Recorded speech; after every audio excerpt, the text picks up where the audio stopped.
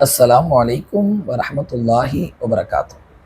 லா இலாஹ இல்லல்லாஹ் முஹம்மதுர் ரசூலுல்லாவை கூறிய ஒவ்வொரு மனிதர்களும் இறை நம்பிக்கையாளர்களாக ஆகிவிடுகிறார்கள். ஆனால் இறை நம்பிக்கையாளர்களுடைய அனைவருடைய ஈமானும் ஒரே ஈமானா? லா இலாஹ இல்லல்லாஹ் சொன்ன அனைவருடைய ஈமான், அந்த ஈமானின் மூலமாக வரக்கூடிய ஒளி, நூர் ஒரே மாதிரியானதா கேட்டால் நிச்சயமாக கிடையாது. அதில் ஏற்றத்தாழ்வுகள் இருக்கின்றது.